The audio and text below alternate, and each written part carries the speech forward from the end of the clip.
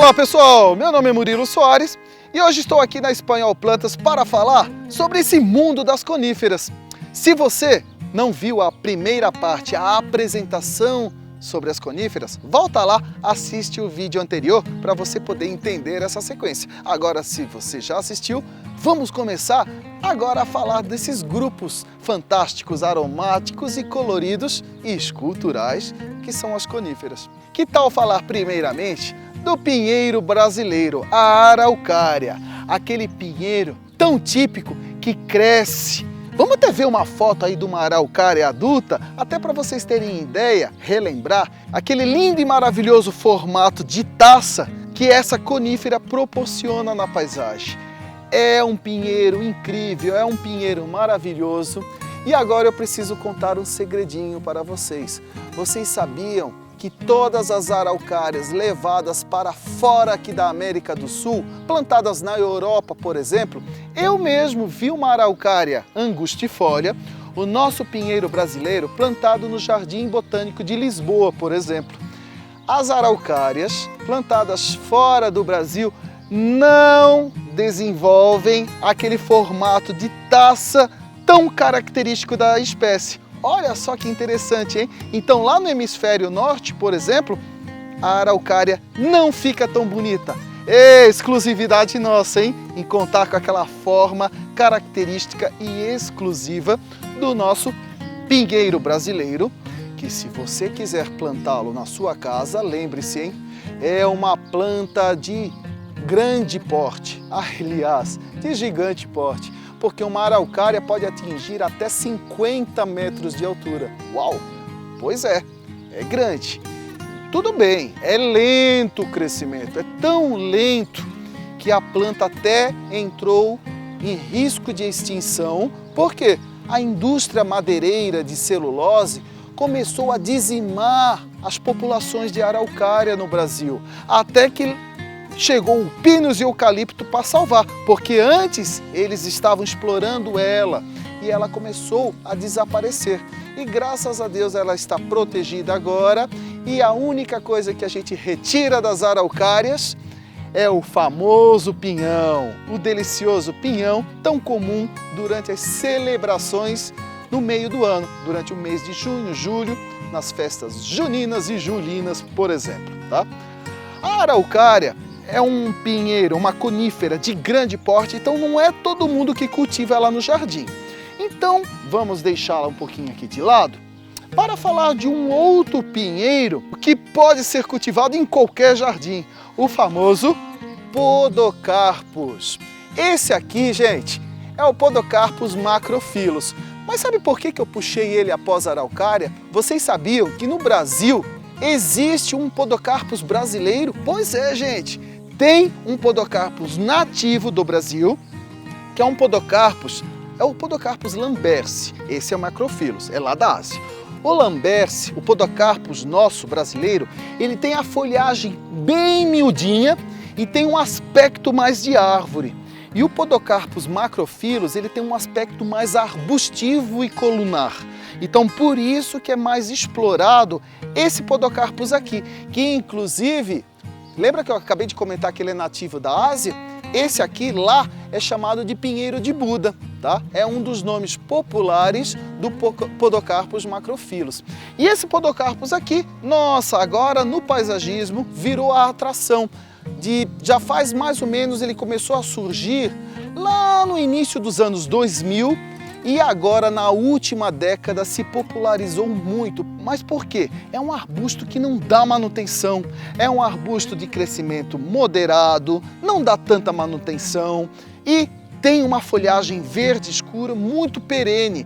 Praticamente você tem um efeito dele estático ali no jardim durante muito tempo. Então ele não altera a paisagem. Então vários paisagistas utilizam ele como cerca viva, elementos de fundo para destacar outras plantas e até mesmo como uma planta topeada em espiral, criando uma forma muito bonita e escultural no jardim. Então esse é o Podocarpus macrophyllus, originário da Ásia, e tem o da folhagem miudinha, que é o nosso brasileiro, o lambersi, que infelizmente eu não consegui trazer para vocês porque ele não é uma planta comercial, tá bom? Agora, tirando o Podocarpus, chegou a vez de falar de uma conífera que eu confesso para vocês que ela tem um cantinho especial lá no meu coração. Eu amo todas, todas.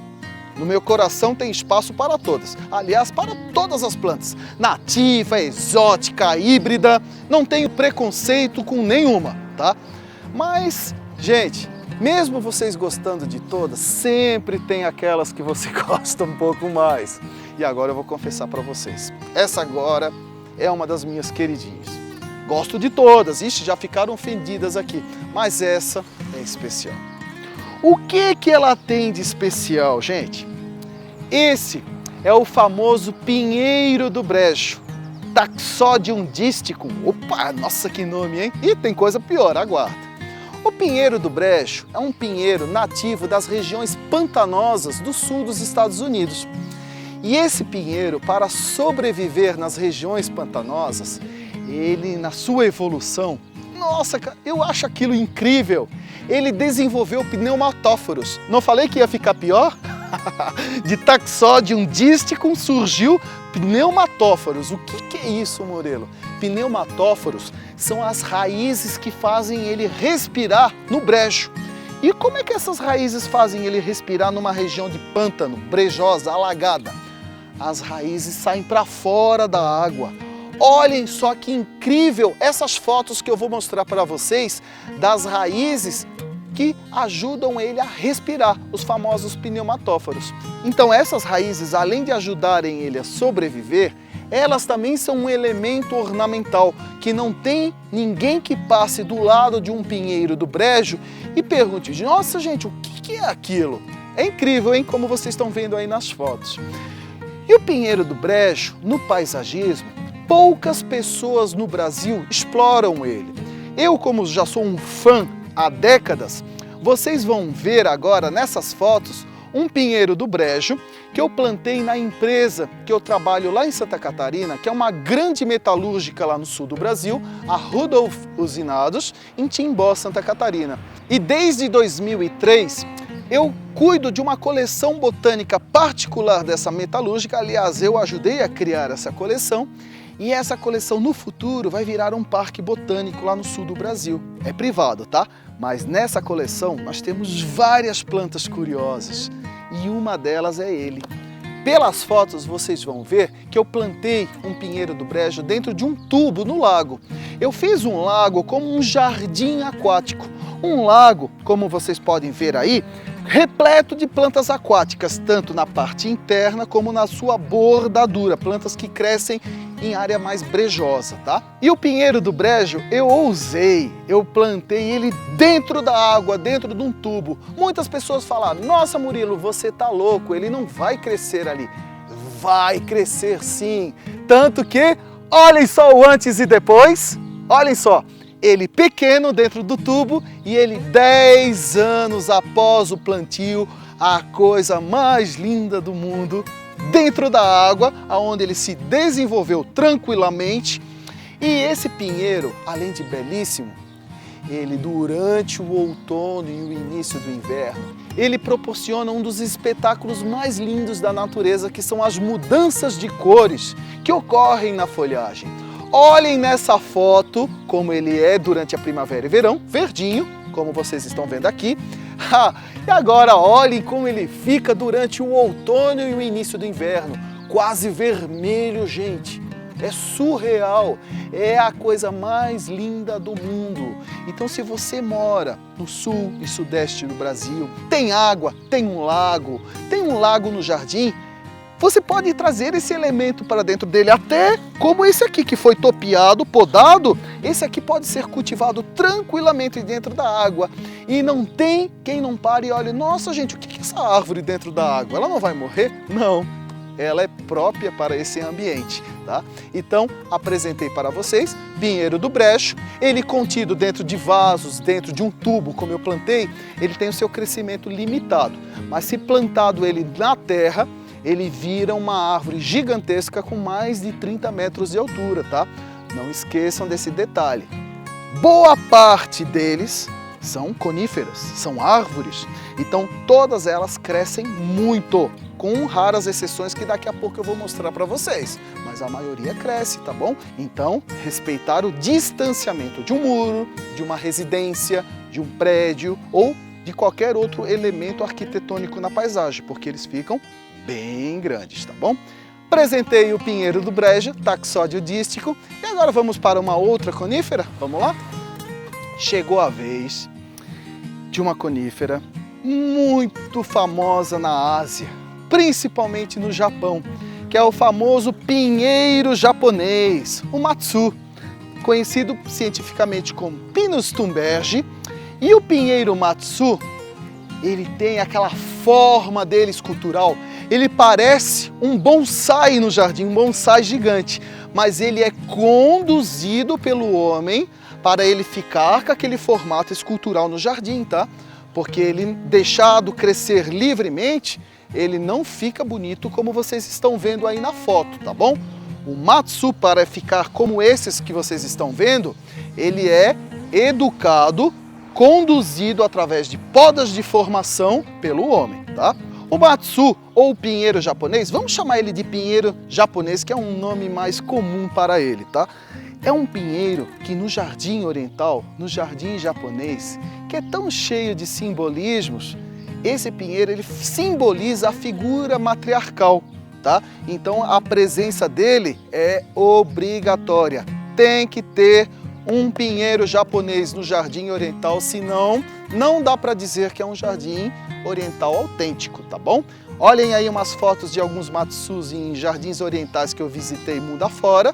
E uma dica legal para quem quer conhecer um pinheiro japonês bonitão aqui no Brasil, eu recomendo vocês conhecerem o Jardim Japonês no Parque do Ibirapuera, em São Paulo, capital, ou outro jardim japonês muito bonito que tem no Jardim Botânico em Belo Horizonte, Minas Gerais, e também tem o Jardim Japonês, o Jardim Oriental do Jardim Botânico no Rio de Janeiro.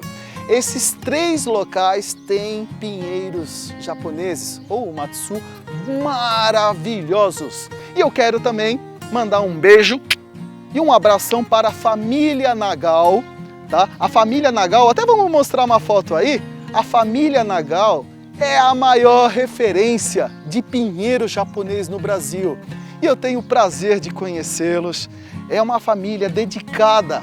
Tá? O senhor Nagal, que já infelizmente já faleceu, a família, o filho, a filha, a esposa, deram continuidade à tradição de cultivar, educar e comercializar o pinheiro japonês no Brasil.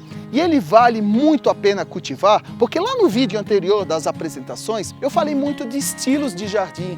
E o estilo contemporâneo, o estilo atual, ele pede elementos esculturais, elementos exclusivos que podem valorizar, criar um campo de visão diferente do jardim. E o pinheiro japonês, tanto plantado no jardim como em grandes vasos, ele cria esse ponto de destaque. Então, no paisagismo contemporâneo, ele é uma obra de arte viva, conforme vocês viram aí nas fotos. É a coisa mais linda do mundo, é um bonsai gigante. Esse, então, é o pinheiro japonês.